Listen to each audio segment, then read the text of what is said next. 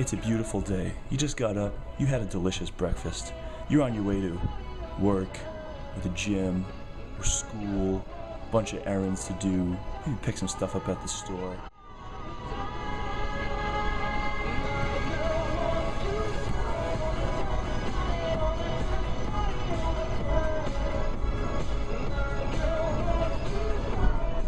And even though the car seems to feel fine, you notice a strange light up on the dashboard. Yes, the check engine light. But fear not, for a check engine light really isn't as big a deal as it makes itself out to be. So now what? You could A, do nothing because the car appears to be running fine. You could B, take it to a shop and they can find out what's wrong with it and give you some repairs right there on the spot. Or C, you could do something about it yourself.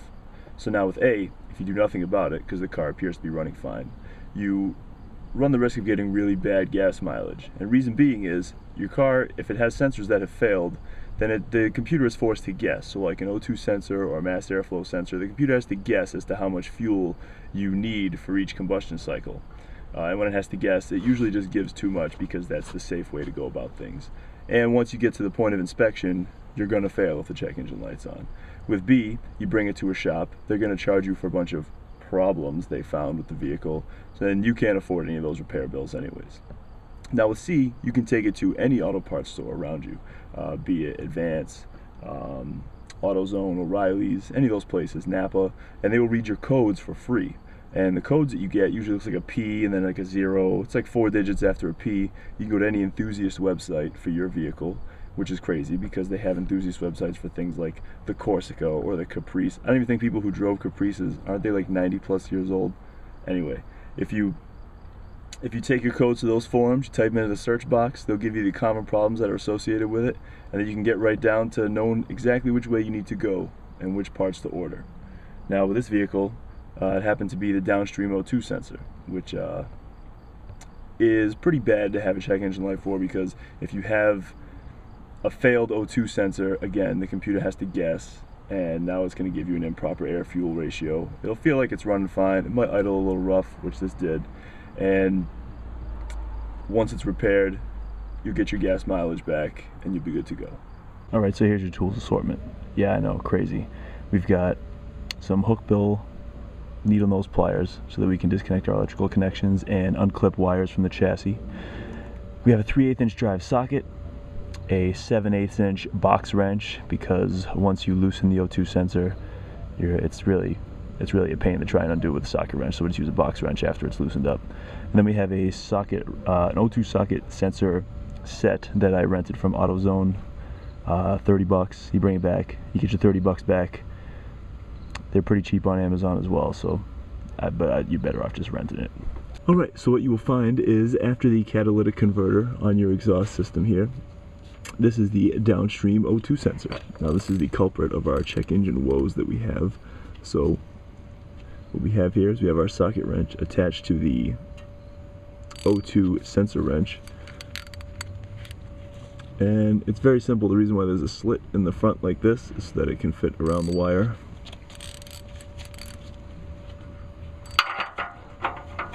You can get a good firm grasp on it. And that's very snug.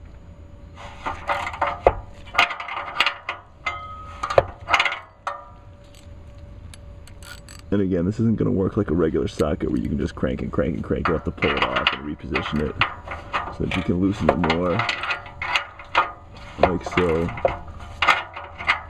Then just spin it back around until it gets back to here.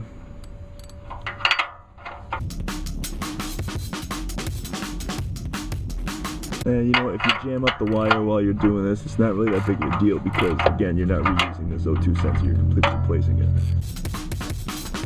Now, this is the Downstream one. This one reads your air-fuel ratios after the catalytic converter. Most cars also have an Upstream O2 sensor. That one's already been replaced on this vehicle. So this one is most definitely the culprit because the code that we were given has to do with a mixture after the catalytic converter. After you trace the oxygen sensor wires back, you'll find that this is the connector where it connects to the rest of the main wiring harness. Actually, this one runs up toward the front of the car. And all you gotta do is depress here, there's a little clip, and it should, there we go, pull right apart.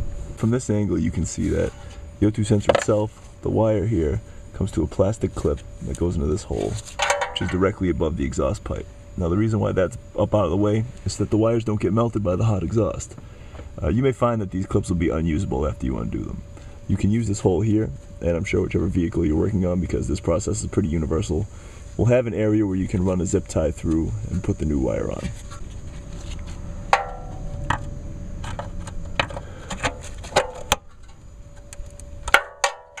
Here we have our old sensor and the new one side by side. The old sensor has a little bit shorter of a wire, but all the connectors are the same.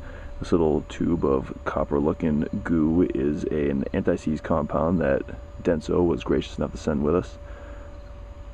Yeah, that old O2 sensor is definitely not giving us any proper readings. It's in pretty rough shape, so we get our gas mileage back for sure. So the anti-seize compound, you see I've got a little bit on there already. This is designed so that in the future, if we have to replace this unit, it won't get stuck in the exhaust pipes. Whether or not the factory one that was on there had it, it probably did, because it came out fairly easy.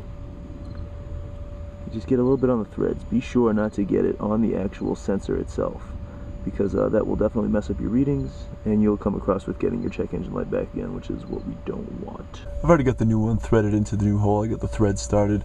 I suggest that when you go to install it, you leave the wire disconnected at first, because if you get all the electrical connections put together, try to thread it in, the wire is going to bind because it's going to twist the wire at the same time. You don't want to risk kinking your wires or possibly getting a short or anything like that. So just keep the electrical disconnected, and then from there it'll be very simple for you.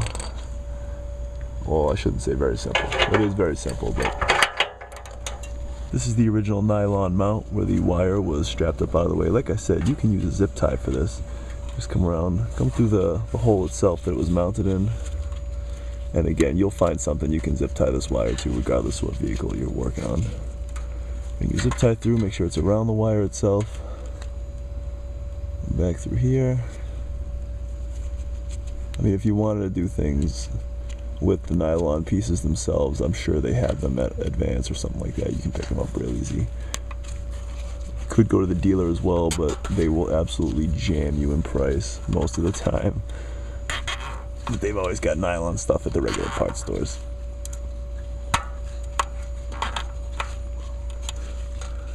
Alright, we got a lot of overhang here, so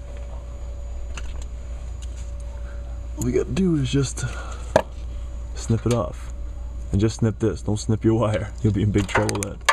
After rerouting the electrical, all we have left to do is take our connectors here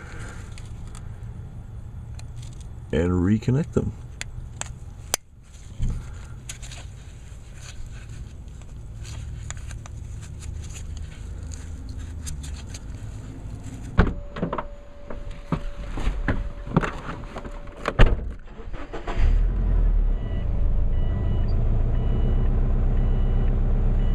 And that's it, it's gone.